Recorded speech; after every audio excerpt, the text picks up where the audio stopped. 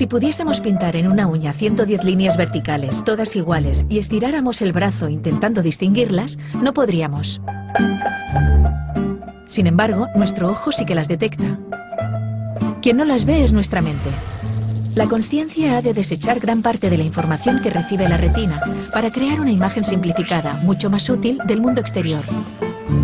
Y es que el cerebro humano contiene incontables mapas que corresponden de forma ordenada al mundo externo y superpone unos y otros para crear aquello que llamamos realidad.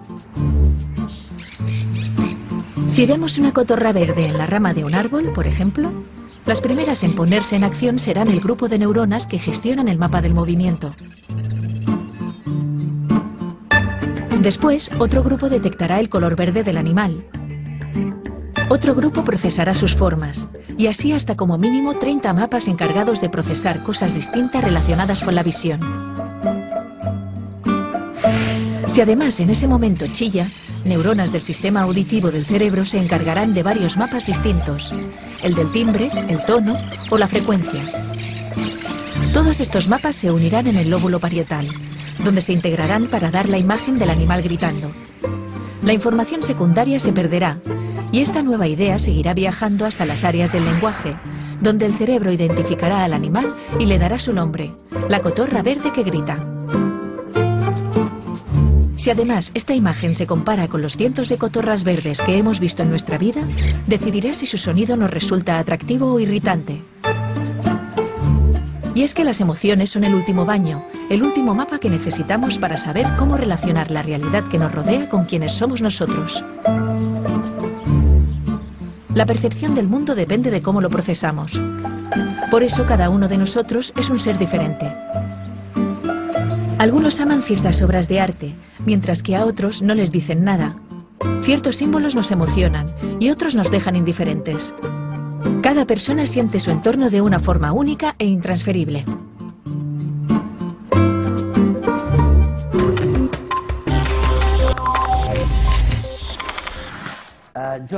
John, hay algo en lo que siempre pienso. Pasas la mayor parte del tiempo observando patrones,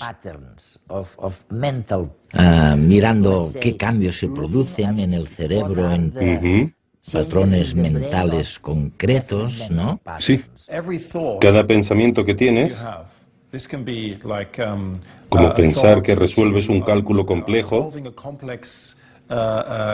sobre algo que ocurrirá, un recuerdo sobre una pieza musical o una obra de arte que has visto o escuchado. Cada uno de estos pensamientos está codificado con un patrón específico de actividad cerebral. Y eso significa que cada vez que tienes ese pensamiento, produces un patrón específico de actividad en el cerebro. Y lo puedes ver con un escáner. Con un escáner cerebral. Colocas a alguien en un escáner cerebral. Ese alguien tiene este pensamiento, y tú puedes medir el patrón de actividad cerebral que acompaña a este pensamiento. Luego tiene otro pensamiento distinto, y el patrón de actividad cerebral cambia. Ves un patrón distinto de actividad cerebral. Pero cuando le haces tener el primer pensamiento de nuevo, ves el mismo patrón de actividad cerebral que habías visto al principio. Es decir, los patrones de actividad cerebral son firmas. Del mismo modo que se puede usar una huella digital para identificar a un individuo, se puede usar este patrón especial de actividad cerebral para identificar un pensamiento que alguien tenga. Pero para ello necesitas técnicas estadísticas muy desarrolladas. Debes poder analizar los patrones de un modo muy sofisticado, lo que se lleva a cabo en un campo científico denominado reconocimiento de patrones o aprendizaje automático. Es un software parecido al que se utiliza para reconocer caras o huellas digitales y se puede aplicar también a los patrones de actividad cerebral. Permitimos que el ordenador lleve a cabo el reconocimiento de patrones. Dado que nuestros cerebros son muy buenos reconociendo patrones, somos realmente buenos, pero los patrones de actividad cerebral son demasiado complejos para que lo hagamos con los ojos, así que hacemos que un ordenador resuelva este problema. Es increíble, oye. ¿Qué hemos añadido al conocimiento de los detectores de mentiras, por ejemplo? Gracias a tu investigación deduzco que ahora sabemos más para interpretar la detección de mentiras de una manera más científica de como solíamos hacerlo, ¿no? Todos conocemos los antiguos detectores de mentiras por las películas. Se llaman polígrafos. Miden el ritmo cardíaco, los conductos dérmicos, es decir, básicamente miden cuánto sudas. En definitiva, miden tu nivel de excitación, de nerviosismo. Eso es. Así que, cuando alguien te hace preguntas, el polígrafo te puede decir tu nivel de nerviosismo al responderlas. El problema del polígrafo del antiguo detector de mentiras es que se puede manipular porque, por un lado, puedes estar nervioso, por ejemplo, por la situación experimental. Piensas, me está haciendo una prueba y si me equivoco, quizás yo tenga que ir a la cárcel 10 años. Por supuesto, es algo difícil. Te pones nervioso solo por la pregunta. Y otra cuestión es que las personas pueden manipular su nerviosismo. Por ejemplo, si flexionas los dedos de los pies o piensas en cosas que alteran, puedes aumentar tu nivel de nerviosismo y por lo tanto hacer que parezca que estás nervioso. El polígrafo, el detector de mentiras clásico, es muy poco fiable. La solución es, no trabajaremos la mentira con medidas periféricas o indirectas de la mentira. Vayamos directamente al órgano que produce la mentira. Y ese órgano es el cerebro. Eso es. Vayamos al cerebro y veamos cómo el cerebro produce esta mentira. Y luego busquemos patrones de actividad cerebral que se producen cuando alguien miente. Ya veo, sí.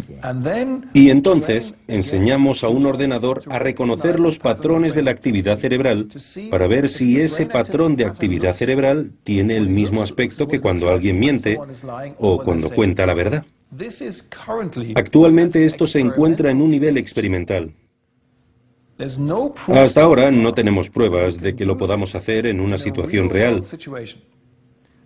ya que cuando lo hacemos en un laboratorio se trata de una situación relajada. Son estudiantes. Les pagamos, dicen la verdad o no sobre cosas que no les importan, que no les preocupan. En una situación real, cuando vas a una comisaría o a un tribunal, si quisieras utilizar un detector de mentiras con resonancia magnética, primero deberías probar que esta máquina funciona en este caso. Tienes una población distinta. No son estudiantes. Frecuentemente se trata de sociópatas, personas con trastornos mentales. Y no se trata de si ganan 20 euros o no, sino de si van a la cárcel 20 años. Como puedes ver, el panorama es muy diferente. Y todavía debemos investigar mucho para descubrir si esta dirección prometedora va a funcionar. Y si algún día vamos a ser capaces de construir un detector de mentiras con resonancia magnética. Cada pensamiento, ya sea un razonamiento, un recuerdo o una ilusión, está codificado por un patrón específico de actividad cerebral. Y cada vez que pensamos lo mismo, el patrón también se repite. Los escáneres están comenzando a mostrar estos patrones. Por tanto, parece que pronto podremos saber lo que una persona está pensando. De hecho, ya se puede interpretar hasta cierto punto la actividad mental de pacientes paralizados, que no tienen la posibilidad de moverse ni comunicarse. Quizás en pocos años podrán detectarse las mentiras o incluso controlar máquinas a través de la mente. Sin embargo, algunos científicos se mantienen escépticos sobre el futuro de este tipo de tecnología. Los experimentos llevados a cabo hasta el momento no pueden extrapolarse al estudio del cerebro en la vida cotidiana.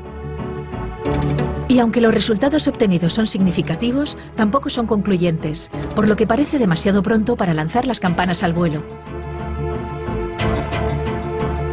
Finalmente, muchos cuestionan los métodos de neuroimagen en sí mismos. Muchas claves necesarias para entender los patrones del pensamiento podrían no aparecer en las imágenes. No podemos estar del todo seguros de qué es lo que en realidad nos muestran las fotos, ni de cómo debe ser interpretado. ¿Crees que nos dirigimos hacia una sociedad en la que leer la mente será muy fácil? La gente tiene esta fascinación inmensa y al mismo tiempo tiene miedo. Sí, por supuesto. Tiene mucho miedo. Sí, porque me gustaría saber lo que los demás piensan, pero no quiero que nadie sepa lo que yo pienso. Me gusta mi privacidad. Y esto implica un dilema ético. Por un lado, veremos cómo cada vez se usan más estas tecnologías, especialmente con pacientes, porque estas tecnologías se pueden usar también para ayudar a los pacientes paralizados, cuando no pueden moverse ni comunicarse. O podrían ser de ayuda en los descubrimientos del trabajo de Adrian Owen y Steve Loris, para descubrir si los pacientes en coma aún tienen actividad mental. Así que hay usos clínicos. Pero existen también otros usos en los que necesitamos un debate ético. Debemos pensar, ¿queremos esto o no? ¿Queremos usar un detector de mentiras y también se le puede dar un mal uso? ¿Queremos mejorar nuestra seguridad, por ejemplo, instalando detectores de mentiras con resonancia magnética en los aeropuertos dentro de 100 años? ¿Es lo que queremos? Necesitamos un debate ético acerca del uso de estas técnicas.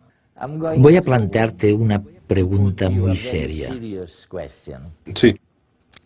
En Facebook tenemos un club de fans.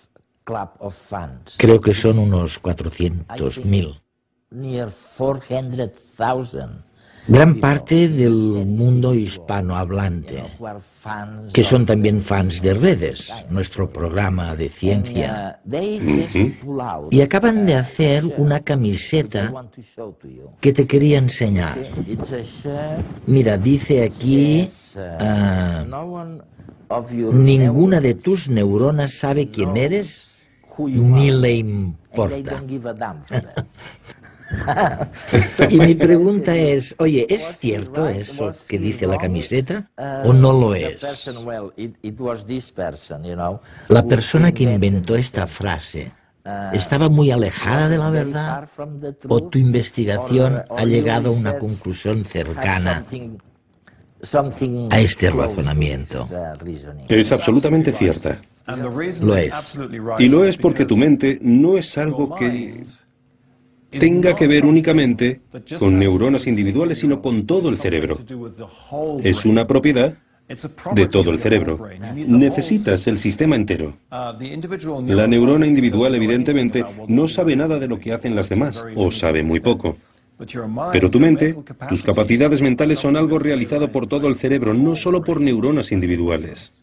Así que estas no saben quién eres en realidad. No saben quiénes somos. Según nuestros conocimientos científicos actuales, podrías formular una pregunta a una neurona y ésta no sabría a qué cerebro pertenece. Y no le importa nada. Y no le importa.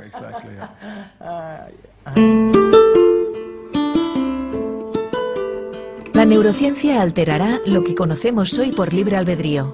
Frank Tonk.